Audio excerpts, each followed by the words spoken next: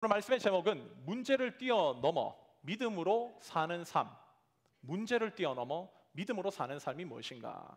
우리 함께 오늘의 본문의 말씀을 가지고 여러분과 함께 말씀 나누겠습니다. 우리 인생의 그 어떤 문제, 그 어떤 고난도 없는 삶을 살아간다면 우리는 얼마나 행복할까요? 많은 사람들이 문제 없는 삶, 고난 없는 삶을 고대합니다. 그러나 우리가 인생을 살아가다 보면 인간에게 주어진 고통과 삶의 문제는 마치 그리스 신화의 헤라클레스가 괴물 히드라를 만나 그의 머리를 치고 잘라내도 계속적으로 나오는 것과 같이 문제와 고통은 어김없이 우리의 삶에 계속 반복됩니다. 이것은 예수 그리스도를 믿는 신앙인의 삶의 발자국을 들여놓았다 할지라도 달라지는 것이 없어요. 적지 않은 신앙인들이 기독교 신앙을 샤머니즘적으로 이해를 합니다. 샤머니즘 신앙의 특징이 뭔가? 예수를 믿으면, 그것도 잘 믿으면 문제와 고난이 없고 무조건 세속적인 축복만 가득 차게 된다는 사고가 바로 세속적인 신앙관입니다. 그들의 관점에서 하나님을 잘 믿는 그리스도인들의 삶에 문제와 고난이 닥쳐온다는 것은 절대로 용납할 수 없는 이야기가 되는 거예요.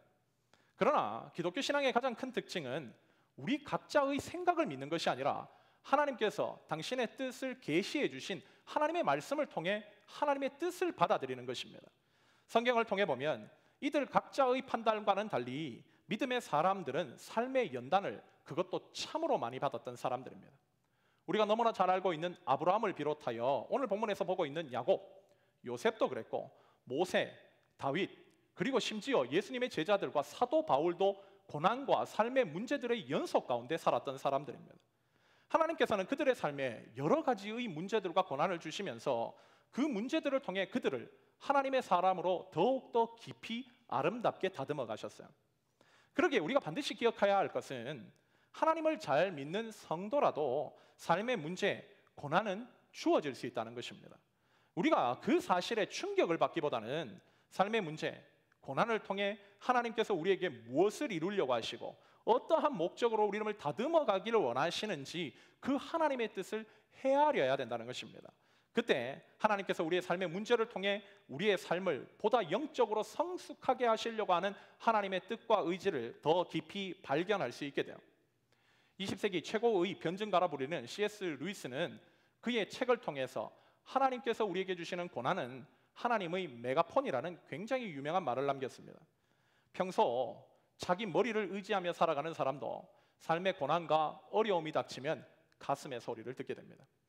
평소 그는 가슴의 소리를 의지하지 않고 자신의 생각만을 의지했던 사람인데 희한하게도 인간은 삶의 고통과 문제가 닥쳐오면 가슴에서 나오는 소리에 귀를 기울이게 된다는 거예요. 그때 자기의 머릿속으로 언제나 세속적인 방식과 방법만을 따랐던 삶에서 돌이킬 수 있는 기회가 생기게 되고 그 가슴의 소리를 따라서 하나님께서 원하시는 것이 무엇인지를 한 번 더 고민하게 되는 것이 바로 고난이 주는 축복입니다. 그러기에 우리의 삶에도 문제가 있다는 것은 저주가 아닌 하나님의 축복이 될 수 있다는 거예요. 우리는 그것을 전하위복의 기회로 삼아서 그 문제의 답을 가지고 계신 하나님께 더 가까이 나감으로 말미암아 그 하나님과의 깊은 관계 속에서 우리의 삶에 또 다른 영적인 축복의 삶이 펼쳐질 수 있다는 거, 이것이 바로 우리가 한 번 더 생각해 볼 수 있는 우리의 삶의 문제와 고난을 허락하시는 하나님의 뜻이 아닐까 싶습니다. 오늘 본문은 그러한 이야기들을 다루고 있는 말씀이라고 할 수 있어요. 오늘 본문 속에서는 삼촌 라반의 집에서 무려 20년간 종살이를 한 야곱이 고향으로 돌아가는 장면을 기록하고 있습니다. 야곱에게 있어서 삼촌 라반의 집에서 보낸 20년의 시간은 지난날 자신이 잘못된 삶을 살았던 그 삶의 결과이자 또한 본인의 머리로 해봤자 절대로 안 된다라는 것을 깨달은 은혜의 시간들이었습니다. 그런 그에게 창세기 31장에서 하나님께서는 그에게 환상을 통해 나타나셔서 이제 그 긴 광야의 시간을 끝내고 고향으로 돌아갈 것을 명령하세요. 창세기 31장은 고향으로 돌아가라는 하나님의 명령을 들은 야곱이 삼촌 라반과의 관계를 우여곡절 속에서 정리를 하고 즉 자신의 고향으로 돌아가게 되었다라는 내용입니다. 무려 20년의 세월 동안 자신의 고향을 떠나서 바로 삼촌 라반의 집에서 그렇게 엄청난 고생을 하고 살았던 삶, 그리고 이제 20년이 지나서 자신의 고향으로 돌아갈 수 있게 된 야곱, 그의 마음속에 어떤 마음이 들었을까요? 저도 작년에 미국에 온 지 거의 한 10년 만에 한국에 한번 가보게 됐습니다. 그때 한국으로 돌아갈 때 몇 달 전부터 그 사실에 얼마나 기대감이 있었는지 몰라요. 즉 제가 10년 동안 못 봤던 저희 형제들, 또 지인들, 심지어 부모님을 만나게 될 수 있다라는 거, 또 내가 살았던 그 고향을 한번 가보게 된다는 거. 여러분 10년이면 강산이 변한다고 하는데 한번 가보게 된다라는 그 기대감이 당연히 들잖아요.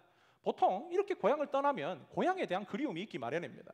그런데 오늘 본문을 보면 야곱은 20년 만에 자신의 고향으로 돌아가는데도 불구하고 오늘 본문의 스토리를 읽어보면 그에게 있었던 것은 기대감이 아닌 심히 두려움과 답답함이 있었다고 얘기를 합니다. 그 이유는 바로 자신이 20년 전은 고향을 떠나야만 했던 그 본질적인 이유, 형 에서와의 만남이 기다리고 있었기 때문에. 야곱은 어머니 리브가와 공모하여서 형 에서의 축복권을 거짓말로 빼앗은 전적이 있습니다. 그로 인해 형 에서는 동생 야곱에게 경노하게 되었고 야곱을 죽이기로 작정해요. 그로 인해 야곱은 에서의 살해 위협을 피해 고향을 떠나 머나먼 하란 땅에 20년간 살아야만 했어요. 그런데 하나님께서 어느 날 갑자기 그에게 나타나셔서 이제는 네 고향 가나안 땅으로 돌아가라고 하시니 이제는 그 형 에서와의 대면을 피할 수 없게 된 것입니다. 여기서 우리는 관계적 문제를 언젠가는 반드시 풀게 하시는 하나님의 섭리를 발견하게 돼요. 여러분 우리도 그렇지 않습니까? 교회를 열심히 다니다 보면 교회 안에는요 반드시 자기와 안 맞는 사람이 있기 마련입니다. 셀에 가든 아니면 어떤 교회 생활을 하든 깊이 하면 할수록 안 맞는 사람들이 언제나 그곳에 있기 마련해요. 사람들은 자신과 그 사람이 안 맞는다는 이유로 나와 다르다는 생각을 뛰어넘어 시간이 지속되면 미움의 감정까지 생기고 결국은 그 교회를 옮기려고 결정까지 합니다. 근데 여러분 우리가 교회를 옮기든지 셀을 옮겨보면 항상 경험하게 되는 경험이 뭔가? 그곳에서도 똑같은 유의 사람이 또 있다는 거예요. 즉 피하면 피할 수 있는 것이 아니라 하나님께서는 그 문제를 반드시 풀고 가기를 원하시는 거죠. 야곱도 마찬가지였습니다. 형 에서와의 만남은 두 번 다시 이루어지지 않을 것이라고 생각하고 자신의 고향을 도망쳤는데 하나님은 그 만남을 다시금 하게끔 하신다는 거예요. 즉 그 문제를 다시 직면하게 하신다는 것입니다. 오늘 보면 3절 이하를 보면 야곱은 하나님께서 그렇게 직면하게 하시는 하나님의 뜻을 따라 자신의 아내들, 자식들, 그리고 종들과 가축을 데리고 가나안 땅 경계로 들어오게 돼요. 그리고 곧바로 자신의 종들을 보내 형 에서의 마음, 의중이 어떤지를 파악하려고 합니다. 아니나 다를까 야곱이 보낸 종은 형 에서를 만나고 난 뒤에 돌아와서는 절망적인 소식을 그에게 전해줘요. 그것은 6절에서 볼 수 있듯이 에서가 야곱이 돌아왔다는 소식을 들고 자신이 거느리는 400명의 군사들과 함께 지금 이곳으로 오고 있다는 소식이었습니다. 특별히 6절에서 에서가 만나려고에 사용된 히브리어는 카라라는 단어인데 이 단어는 우호적인 만남이라는 뜻과 함께 적대적인 만남이라는 뜻도 가지고 있어요. 혹자는 이 32장과 33장의 스토리를 보고 결론까지를 보고 에서가 처음부터 야곱을 만나러 올 때 우호적으로 만나러 온 것이 아닌가, 그래서 이렇게 아름답게 해피 엔딩으로 결론 지어지게 된 것이 아닌가라고 얘기합니다. 그러나 이 말씀을 그렇게 해석할 수 없는 것이 문맥적으로 보면 만약 에서가 야곱을 우호적으로 만나려고 지금 오고 있는 것이라면 400명의 군사를 이끌고 올 리가 없습니다. 즉 400명의 군사를 이끌고 지금 이리로 오고 있다는 것은 한마디로 얘기하면 야곱을 죽이려고 오고 있다는 거야. 이 사실을 들은 야곱은 7절에서 표현되듯이 심히 두렵고 답답함을 느낍니다. 그로 인해 창세기 32장을 살펴보면 야곱은 무려 2박 3일을 잠도 안 자고 꼬박 셉니다. 정말 잠잘 수 없는 절망적이고 두려운 상황에 놓이게 된 거예요. 그렇다면 야곱은 이 상황 속에서 자신에게 고향으로 돌아가라고 명령하신 하나님께 나아가 자신의 문제를 아뢰어야 돼요. 즉 이 문제를 하나님께 맡겼어야만 합니다. 분명 하나님께서는 고향으로 돌아가라고 하셨고 오늘 본문이 시작되는 이 창세기 32장의 1, 2절을 보면 하나님께서는 가나안 땅으로 돌아온 그에게 환상을 통해서 하나님의 천사들이 너를 지킨다. 그래서 야곱의 입술을 통해서 이 자리가 마하나임이라고까지 고백하게 하셨던 하나님이에요. 그렇다면 이 문제 역시도 하나님께서 전적으로 그를 이끄시고 보호하시고 인도하신다는 사실을 야곱은 확신했어야 되는데 야곱은 야곱이라는 자신의 이름답게 자신의 머리와 꾀를 통해서 이 문제를 해결하려고 덤벼듭니다. 특별히 창세기 32장 7절 이하를 보면 야곱은 형 에서가 온다는 소식을 듣고 자신의 모든 소유를 두 떼로 나눠요. 그 이유는 형 에서가 와서 한 떼를 치면 자신은 곧바로 다른 한 떼로 이동하여서 그 떼와 함께 도망가기 위함이었습니다. 그것으로만 해서 성이 안 찼는지 본문 13절 이하를 보면 다음 날이 되자 또다시 자신의 머리를 의지하여 꾀를 냅니다. 그것은 형 에서를 위한 예물을 준비하는 거예요. 여기서 예물은 말이 예물이지 뇌물이었습니다. 오늘 보면 14절과 15절을 보면 그가 형 에서를 위해서 준비한 예물의 수는 무려 가축이 580마리에 달했어요. 580마리라는 어마어마한 양을 지금 형에게 뇌물로 바쳐서 그의 화를 누그러뜨리려고 하고 있는 거예요. 그런 노력을 했음에도 불구하고 야곱은 여전히 불안함을 지울 수 없습니다. 그래서 나중에는 처음 자신이 계획했던 두 떼로 자신의 소유를 나누는 것을 수정하여 총 4떼로까지 나눠요. 즉 4떼로 나눈 뒤에 자신은 제일 뒤에 숨어버리는 거. 야곱은 하나님의 음성과 명령을 듣고 하나님이 자신을 도와주신다는 환상까지 보았음에도 불구하고 하나님을 전적으로 의지하려고는 하지 않는 모습인 것이죠. 우리는 이런 야곱의 모습을 보면서 사람이라는 존재가 이렇게 한 번에 바뀌기는 참으로 어려운 존재라는 사실을 재확인하게 됩니다. 우리도 예수 그리스도를 믿고 한 번에 예수님을 닮는 성화를 완성하면 좋겠지만 이게 여간해서는 쉬운 일이 아니에요. 특별히 자아가 세고 고집이 센 사람일수록 예수를 믿었다 할지라도 자신의 평생 동안 붙들어왔던 죄된 삶을 단 한 번에 포기하리란 쉽지 않습니다. 그래서 하나님께서는 우리에게 인생의 여러 문제와 어려움들을 주시는 거예요. 네가 쥐려고 했던, 네가 고집했던 그 삶의 방식 때문에 네가 얼마나 힘든 삶을 사는지 네 스스로 한번 겪어봐라. 그로 말미암아 자신의 옛된 삶을 포기하게 만드시는 그 하나님의 섭리가 우리의 인생 가운데 자주 닥쳐오는 어려움과 문제 속에 담겨 있다는 것입니다. 그러기에 하나님께서 주시는 인생의 문제와 고난은 모든 그리스도인들이 단순하게 피할 수 있는 문제가 아니라 반드시 성화를 위해 거쳐야 할 필수 관문이라는 사실을 우리가 알게 되는 것이죠. 우리가 다시 한번 기억해야 될 것은 문제 없는 신앙생활은 없습니다. 신앙생활은 문제 없는 삶이 아니라 내 앞에 놓인 문제들을 어떻게 믿음으로 풀어가냐 하는 싸움인 것이라는 것이죠.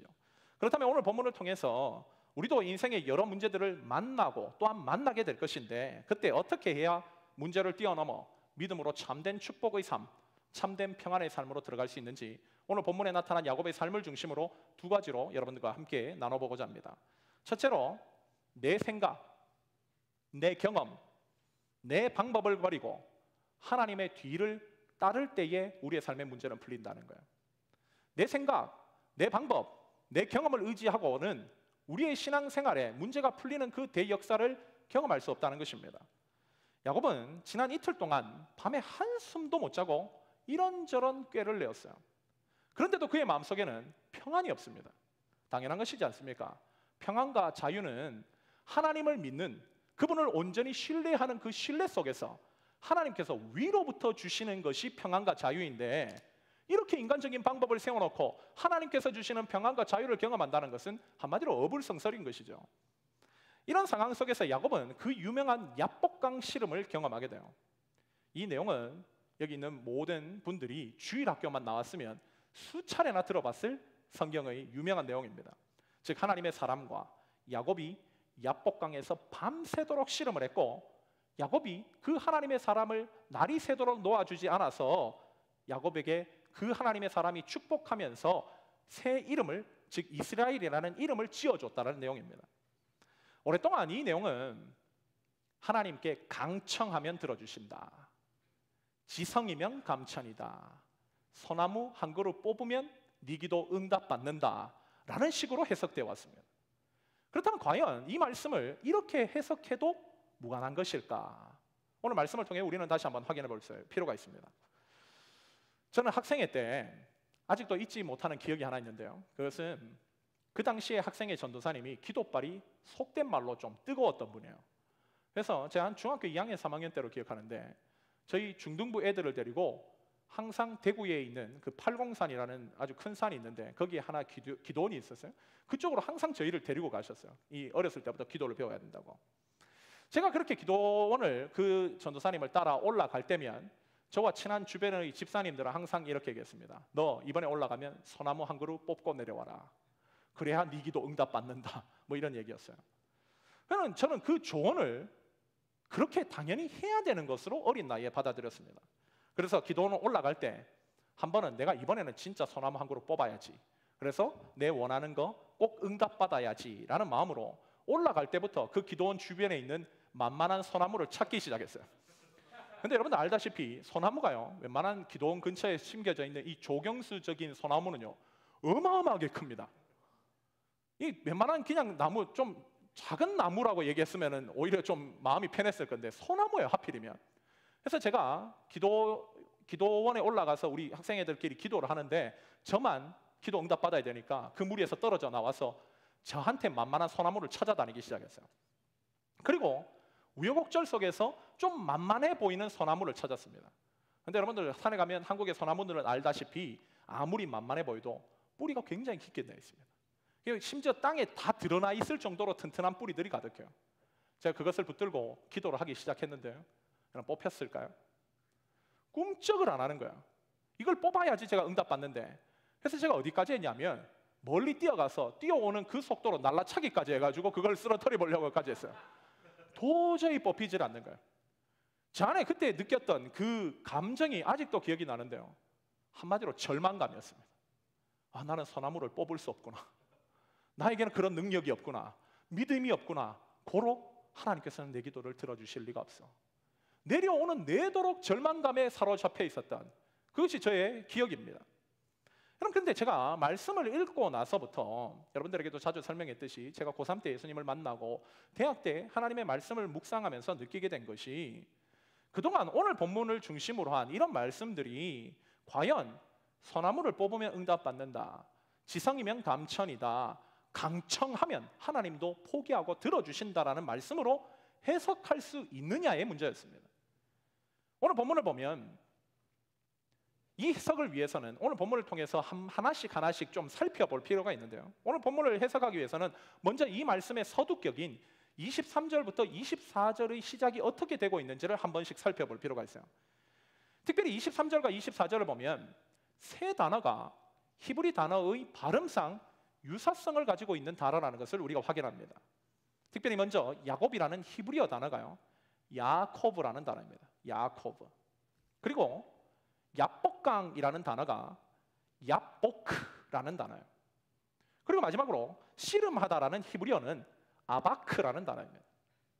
즉 한마디로 얘기하면 야코프, 야보크, 야코브. 즉 이 단어들은 묘하게 야곱이라는 이름과 언어적 유사성을 가지고 있는 단어들이라는 거예요. 즉 한마디로 얘기하면 이 단어 속에서는 묘한 언어 유희가 숨겨져 있다는 거예요. 즉 야곱에서 야곱하다라고 이 본문을 볼 수 있다는 거예요. 즉 야곱이 야복강에서 씨름하다는 것을 이 성경의 저자였던, 즉 모세는 야곱에서 야곱하다라고 읽혀지게끔 지금 이 단어를 배열해 놓고 있다는 것입니다. 여러분, 야곱이라는 이름의 뜻이 무엇인가? 바로 속이는 자, 빼앗는 자, 남 뒤꿈치를 잡는 자라는 뜻입니다. 지금까지 야곱의 삶은 이런 삶이었어요. 언제나 어디에서든지 야곱에서 야곱하는 삶. 즉 야곱의 문제가 뭔가? 그도 형 에서처럼 자기 자신이 문제였습니다. 언제나 문제 앞에서 자기 머리, 자기 계산, 마치 뱀처럼 속이고 꿰이고 남 뒤통수 치는 이런 삶의 방식 때문에 지금 야곱이 이 고생을 하고 있었던 거예요. 그런 그가 이제 하나님 앞에서도 하나님을 붙들고 야곱에서 야곱하려고 하는 것을 하나님께서 기꺼이 져주신다고 해석을 한다면, 여러분 이 말씀이 문맥적으로 이렇게 해석해도 되는 말씀이냐는 것입니다. 특별히 하나님께서는 야곱에서 야곱하려고 할 때 그의 기도에 응답해 주시기보다는 그의 허벅지뼈를 쳐서 위골시켜 버리셨습니다. 왜? 야곱이 당신의 사람, 당신의 언약의 사람이 되려면 그의 삶을 반드시 고쳐야 하기 때문에. 여기 허벅지라고 번역된 히브리어 야레크는 넓적다리 혹은 허리로 번역할 수 있는 단어입니다. 즉 넓적다리와 허리는 구약에서 사람의 힘과 권능을 상징하는 것입니다. 즉 하나님께서는 야곱의 힘, 야곱의 삶의 능력이라고 불리는 그의 머리에 장꾀를 의지하는 삶을 한 방에 꺾어버리시기를 원하셨다는 거예요.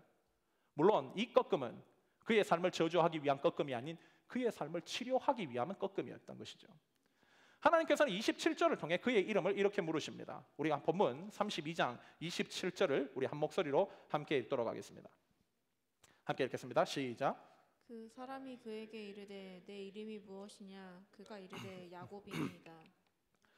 이것은 마치 창세기에서 선악과 사건에 하나님께서 범죄한 아담과 하와에게 찾아가셔서 네 이름이 무엇이냐라고 물으신 그 질문을 상기시켜요. 즉 네가 어디 있느냐라고 위치를 물으셨던 그때의 하나님께서 오늘 본문의 야곱에게 다가오셔서 네 존재가 무엇인지를 물으신다는 거예요. 특별히 이 질문은 바로 하나님의 질문입니다. 하나님은 언제나 죄악된 인간에게 다가오셔서 네 위치가 어디에 있고 네 존재가 어디 있는지를 반드시 물으면서 회개로 이끌어 가시는 분이에요. 즉 하나님께서 너의 이름을 물으셨다는 거. 너 이름 그 야곱, 네가 고집했던 너의 삶의 그 방법 때문에 네가 지금 이 고생을 하고 있는 것이 아니냐. 이렇게 네 이름 때문에, 네 삶의 방식 때문에 망가져버린 삶을 보라는 것입니다.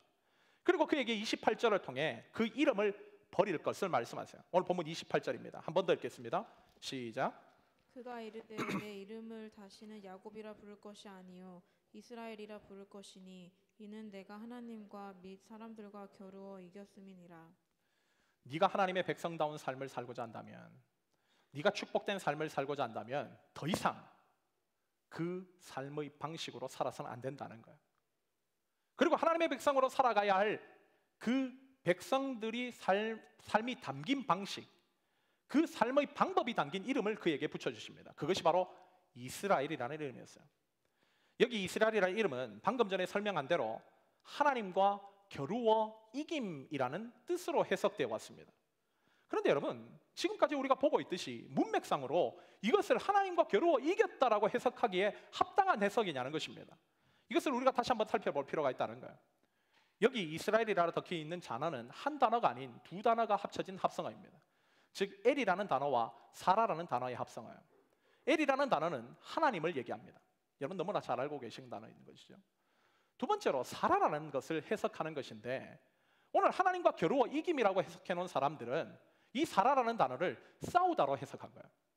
그런데 사실 이 사라라는 단어를 싸우다고 해석하기에는 사실 모호함이 있습니다. 오히려 이 단어는 많이 당시에 사용했던 뜻인 대신 싸우다, 더불어 싸우다라고 해석할 수 있는 단어예요. 이 해석을 취한다면 이 문맥 속에서 하나님께서는 이스라엘의 이름을 야곱에게 지어주시면서 야, 이제 네 머리, 네 방법, 네 계획 의지하는 삶 버리고 내가 너를 대신 싸워주는 삶의 방식, 내가 너와 더불어 살아가는 삶의 방식, 너는 내가 대신 싸워주고 내 뒤를 따르는 삶의 방식으로 살아갈 것을 명령하고 계신 것으로 이해를 해야 이 문맥상 훨씬 더 어울리는 해석이라는 거예요. 이 해석으로 만약 본문 이후를 보면 훨씬 더 내용이 깔끔해집니다.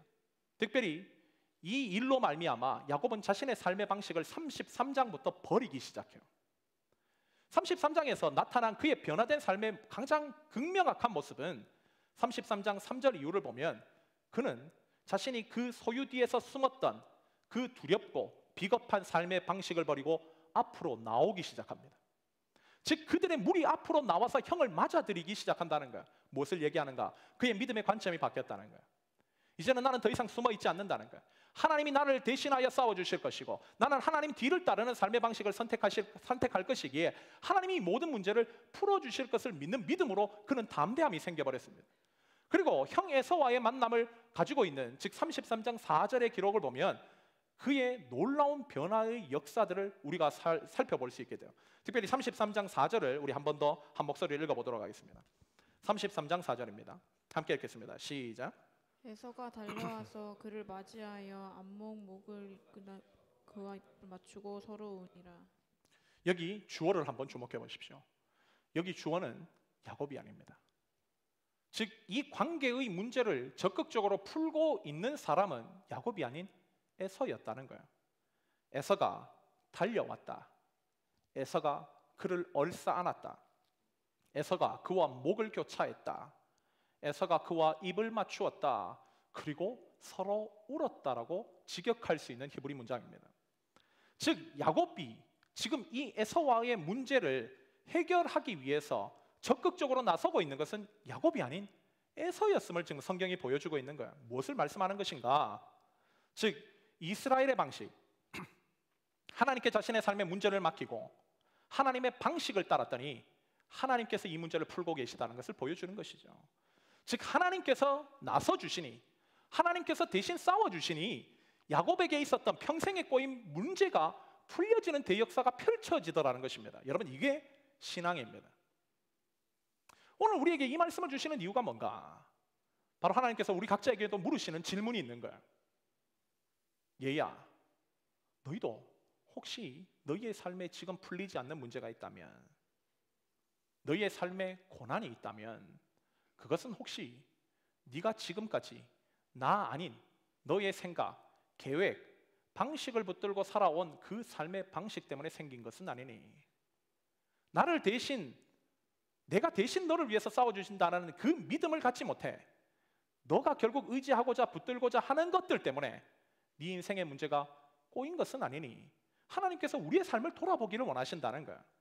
사실 우리의 삶에 꼬인 문제들도 결국 들여다보면 우리가 하나님 중심이 아닌 야곱처럼 살았기 때문에 발생하는 것이 대부분입니다. 다시 한번 성경이 강조하고 있는 바를 여러분 주목하십시오. 하나님 없는 삶, 하나님보다 앞선 삶에는 평안과 행복은 주어지지 않습니다. 반면 하나님을 의지하고 하나님의 뒤를 따르는 삶을 살아가면 그 삶에는 오늘 본문에서 야곱에게 보여주고 있듯이 문제가 해결되고 문제가 해결됨으로 말미암아 주어지는 평안과 자유가 있다는 거예요.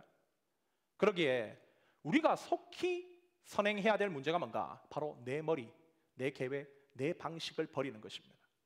그리고 온전히 하나님이 주시는 방식을 따르고자 힘쓰는 거예요. 그것이 무엇인가?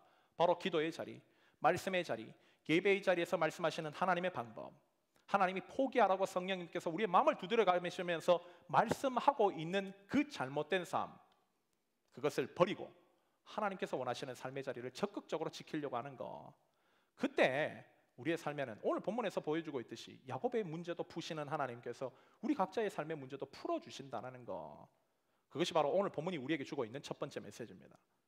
둘째로, 우리의 삶에 묵혀있던 문제를 풀려면 우리의 인생의 위기가 지나가고 찾아오는 안주의식을 경계해야 된다는 거예요.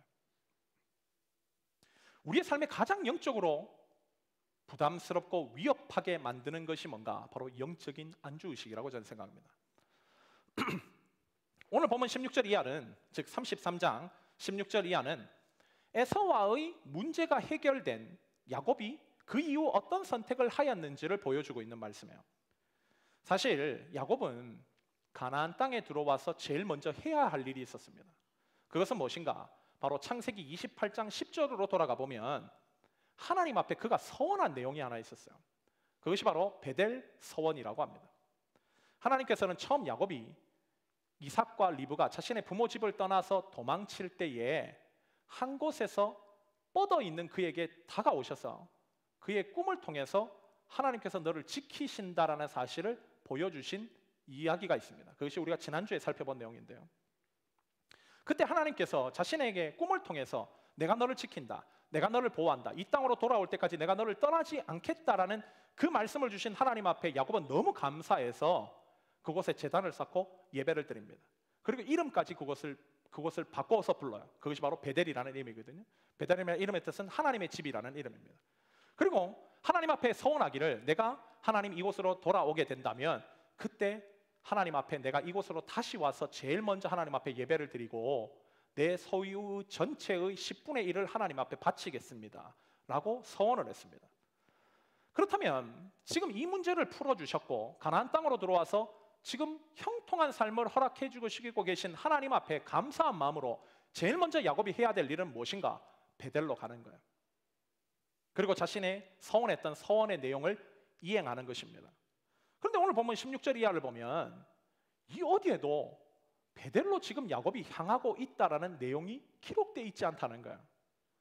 오히려 성경의 기록은 야곱이 베델로 나가지 않고 그 땅 숫곳과 세겜에 눌러 앉았다고 얘기합니다. 특별히 세겜에서는 뭐였는가? 부동산 투기까지예요. 땅까지 삽니다. 특별히 숲곳에 눌러 앉았을 때의 표현을 한번 보십시오. 17절을 보면 자기를 위하여, 가축을 위하여 그 땅에 정착했다는 거예요. 여기 어디에도 하나님을 위하여 숲곳에 정착했다는 것이 없습니다. 위기가 지나가자 하나님 중심적인 삶은 그 어디에도 없고 바로 자기 중심, 영적인 안주의식에 빠져버렸다는 것입니다.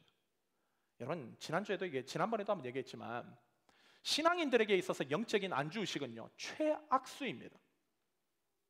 이것은 반드시 피해야 할 영적인 최악의 삶이라는 거예요. 여러분, 우리가 잊지 말아야 할 것은 기독교 신앙은 멈추는 게 아니에요. 멈추고 쌓아놓는 것이 기독교 신앙이 아닙니다. 기독교 신앙은 하나님이 부르시는 부름의 상, 하나님 나라라고 하는 하나님의 나라를 향해서 끝까지 전진하는 신앙이에요. 우리 그리스도인들에게는 달려가야 할 길이 있고 목적지가 있습니다. 특별히 사도 바울은 그것이 이 땅이 아니라고 얘기하고 있어요. 그것은 바로 하나님 나라입니다. 빌립보서 특별히 3장 12절 이하를 보면 그도 고백하기를 내가 이미 얻었다 함도 아니요 온전히 이루었다 함도 아니다. 나는 아직 잡은 줄로 여기지 아니한다. 오히려 나는 표대를 향하여 그리스도 예수 안에서 하나님이 위에서 부르신 부름의 상을 향하여 나는 달려간다라고 표현하고 있어요. 특별히 빌립보서는 사도 바울이 죽기 직전인 말년 서신입니다. 그때까지 노년의 사도가 자신의 삶을 다 이루었다고 생각하지 않고 영적인 안주의식에 빠지지 않고 끝까지 달려간다는 거예요. 이게 여러분 기독교 신앙입니다. 사실 신앙인이 어느 정도 신앙생활 하다가 뭔가 이루었다고 생각하고 안주해버리면 그 자리에 머물러 있는 게 아니에요. 이것은 마치 트레드밀처럼 달리던 사람이 멈춰버리면 그 기계에서 떨어져 버리듯이 신앙생활도 똑같습니다. 멈추는 순간 결국 낙오되는 거예요. 여러분, 출애굽 백성들을 한번 보십시오. 출애굽한 이스라엘 백성들의 목적지가 어디였는가? 그들의 목적지는 광야도 이집트도 아니었어요. 그들의 목적지는 바로 하나님의 나라를 세우려고 하는 가나안 땅이었습니다. 그들은 이집트에서 구원받아 광야를 거쳐 하나님이 약속하신 가나안 땅까지 끝까지 전진해야 되는 사람들이에요. 그런데 인간이라는 존재가 출애굽기를 묵상하면 충격적인 것이 광야라는 곳에서도 안주하려고 하더라는 거예요.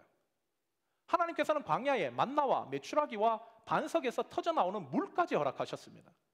그런데 하나님께서 그들에게 만나와 메추라기와 물을 주시자 그들은 그 주신 이의 뜻을 생각하지 않고 그곳이 좋다고 머물러 앉아 있으려고 해요.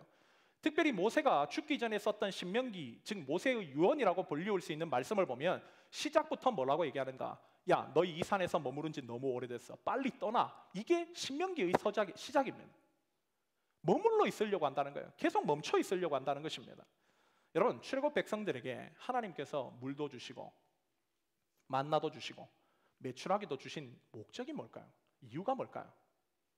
여러분, 그건요, 제가 자주 인용하는 거지만 이 예화를 드는 거지만 그것은 마치 자동차의 기름과 같습니다. 즉 자동차가 기름을 넣는 이유는요, 전진을 위한 거잖아요. 목적지로 자동차가 달려가게끔 만들기 위함이라는 거예요. 마치 하나님께서 출애굽한 이스라엘 백성들에게 만나와 메추라기와 물을 주신 것은 자동차의 기름과 같은 역할입니다. 전진해야 돼요. 어디까지? 가나안 땅까지. 근데 이스라엘 백성들의 문제가 뭔가? 만나와 메추라기와 먹을 것을 쌓아놓고 그 자리에 머물러 있으려고 한다는 거예요. 전진할 생각은 하지 않고 이것을 가지고 하나님 되심을 논하고 하나님을 저주하고 원망하는 일들을 계속 되풀이합니다. 그랬더니 어떻게 됐는가? 출애굽기의 1세대의 결론이 뭔지를 여러분 주목하십시오. 가나안 땅에 들어가지 못하더라는 것입니다. 가나안 땅에 못 갔다는 거예요. 만약 하나님께서 택한 백성이 이런 영적인 안주의식에 빠져 있으면 하나님께서 선택할 수 있는 선택은 단 한 군데밖에 없습니다. 그것이 무엇인가? 바로 고난이에요. 삶의 문제를 또 던져주시는 것입니다. 야곱도 마찬가지입니다. 야곱에게 지금 목적지는 숫것도 아니고 세겜도 아니에요. 베델로 가야 됩니다. 근데 그가 갈 생각을 하지 않아요. 그랬더니 하나님께서 어떻게 하시는가? 창세기 34장을 보면 그의 딸 디나가 세겜이라는 곳에서 강간을 당합니다. 그가 가야 할 곳으로 가지를 않으니 하나님께서는 또다시 그의 인생의 어려움들을 허용하시더라는 거예요. 그러기에 여러분, 우리가 축복된 삶, 정말 하나님께서 원하시는 복된 인생을 살고 싶으면요, 절대 영적인 안주의식은 선택해서는 안 된다는 것입니다. 어떤 사람들은 신앙생활 열심히 하면 피곤하다고, 교회생활 열심히 하면 재미없다고 얘기하는데, 저는 정말 그런 얘기를 들을 때마다 목회자로서 그 사람이 정말 하나님을 만난 사람인가, 정말 신앙의 ABCD를 아는 사람인가 심히 의심을 던지지 않을 수 없습니다. 여러분, 오히려 몸 편한 대로 영적인 나태한 삶을 살아가는 것이 훨씬 더 우리의 삶을 지치게 만들어요. 훨씬 더 안타까운 인생입니다. 그런 삶에는 하나님의 은혜와 평강이 주어질 수가 없죠. 하나님의 도우심과 역사하심이 무엇인지를 경험할 수 없습니다. 교회는 다니지만 하나님이 자신의 삶에서 강력하게 역사하시는 그 강력한 손길을 경험하지 못한다는 거예요. 그런 사람들의 가장 큰 문제는 하나님과 연결되어 있지 않다는 거예요.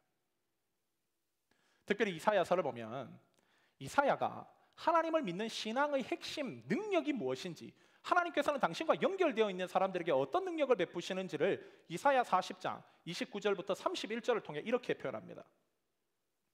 하나님은 피곤한 자에게 능력을 주시고 무능한 자에게는 힘을 더하시고 소년이라도 피곤하고 곤비하며 장정이라도 넘어지고 쓰러지되 오직 여호와를 앙망하는 자는 새 힘을 얻으리니 독수리가 날개치며 올라감 같을 것이요 다른 박질하여도 곤비하지 아니하고 걸어가도 피곤하지 아니하리로다.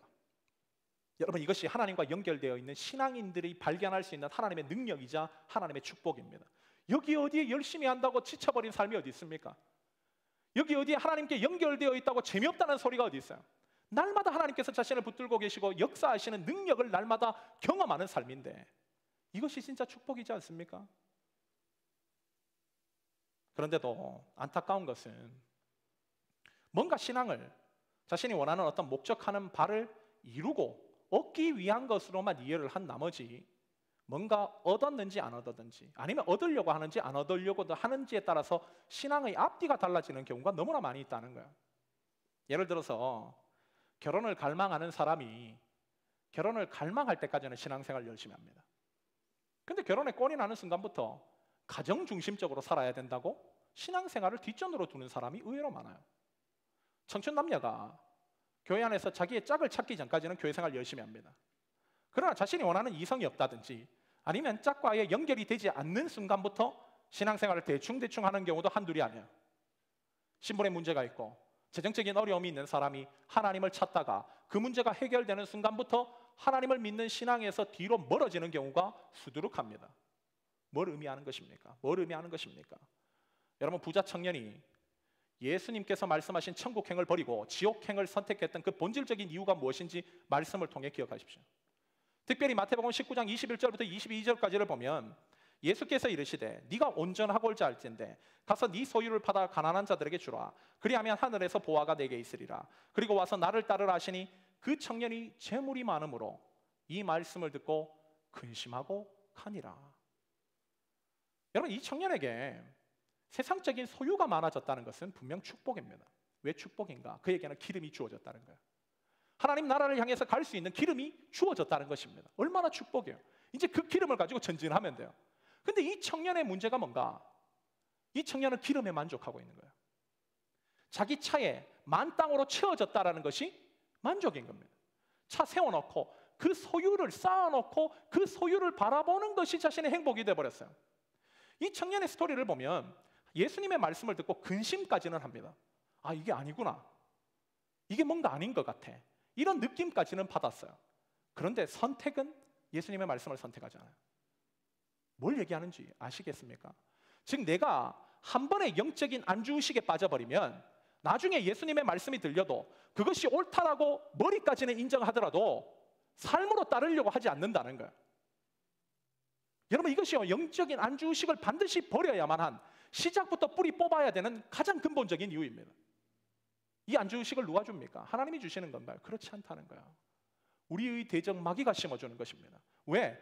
한 명의 싱싱한 신앙인들을 신앙에서 이탈시키기 위해서 가장 좋은 방법이 뭔가? 바로 영적인 안주의식이에요.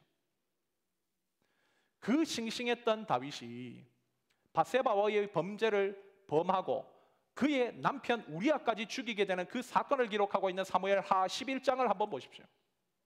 그 전까지 그의 삶에는 전쟁의 연속이었습니다. 이스라엘에게는 굉장히 위협과 어려움들이 많았어요. 그런데 그때 다윗은 가장 영적으로 싱싱한 삶을 삽니다. 그런데 전쟁이 없어지고 평안해지고 모든 것이 백전백승의 은혜를 경험하게 되자 그는 전쟁에 나가서 하나님의 영광을 위해서 싸울 생각을 하지 않고 왕궁에 머물러 있어요. 그때 밧세바와의 범죄를 범하게 됩니다. 바로 영적인 안주의식, 영적인 안주의식. 그것이 바로 우리의 삶을 하나님의 말씀으로부터 이탈시키고 하나님의 축복으로부터 떨어져 나가게 만드는 것이라는 거예요. 그러기에 여러분 각자에게 지금 우리의 신앙을 돌아보며 우리의 삶에도 하나님의 뜻, 즉 하나님의 나라를 향해 끝까지 전진하지 못하게 만드는 영적인 안주의식이 있다면 그것이 무엇인지를 발견하고 오늘 말씀을 기점으로 해서 그것을 속히 뿌리 뽑아야 됩니다. 하나님은 우리가 하나님의 나라를 향해 전진해 나가는 모든 삶의 모든 것을 제공하시는 분이에요. 특별히 마태복음 6장 33절을 통해서 예수님 말씀하신 바가 뭡니까? 먼저 그분의 나라와 그분의 의를 구하는 삶으로 전진해 나가라는 거예요. 그리하면 너희에게 있어야 할 모든 것을 하나님 책임져 주신다는 거예요. 기름은 걱정하지 말라는 거예요. 가고자 하는 마음만 있으면 하나님이 알아서 하신다는 거예요. 근데 우리 마음 가운데 이미 영적인 안주의식에 병들어 있어서 가고자 하는 마음까지 사라져 버려 있다면 여러분 우리가 이것을 어떻게 해야 됩니까? 속히 하나님 앞에 기도함으로써 그 마음을 다시 한번 회복하려고 붙들고 구해야 되는 것이 옳지 않습니까? 오늘 말씀을 마무리하면서 우리는 다시 야곱의 이 스토리를 통해서 우리의 삶에 어떤 문제와 어려움이 있을 때 무슨 삶의 방식을 선택하는 것이 하나님께서 원하시는 축복된 삶인지를 다시 한번 생각해 보게 됩니다. 그것은 내 삶의 문제와 어려움이 있을 때마다 내가 가지고 있었던 이때 동안 쌓아놨던 내 생각, 내 경험, 내 계획이 아니라 이스라엘 하나님, 즉 나를 대신 싸워주시는 그 하나님을 전적으로 의지하고 하나님 뒤로 물러나 그분이 따르고자 하는 그 길대로 따르는 삶을 살아가는 것. 또한 하나님께서 문제를 풀어주셨을 때 그 문제를 풀어주신 것은 단순한 어떤 의미가 아니라 봐, 네가 천국을 향해 전진해 나가는 그 신앙의 삶에 나는 언제나 개입해서 이런저런 역사를 베풀 수 있는 전능한 하나님이야. 그러므로 나를 의지함으로 끝까지 전진해 나가라 라고 말씀하시는 것인데 영적인 안주함에 빠져서 문제 하나 해결됐다고 그 자리에 주저앉아 버리는 삶, 이것은 우리가 선택하지 말아야 될 삶이라는 것입니다. 오로지 하나님께서 원하시는 것은 끝까지 전진하고 하나님의 나라를 향해서 부름의 상이 있는 그곳까지 우리가 달려나가는 거예요. 그 삶을 위해서 하나님께서는 모든 것을 우리에게 베풀어 주십니다. 오늘 참석한 모든 새로운 교회 성도들이 이 사실을 기억하셔서 끝까지 하나님 의지함으로 말미암아 마지막 날 한 번 죽는 것은 사람에게 정해진 것이요 그 모든 사람들이 하나님의 심판대 앞에 서게 되는 그 순간 하나님으로부터 끝까지 승리한 자들에게 주시는 승리의 면류관을 받게 되는 모든 새로운 교회 성도들 되시기를 예수님의 이름으로 간절히 축원합니다. 우리 다 같이 한번 기도하도록 하겠습니다.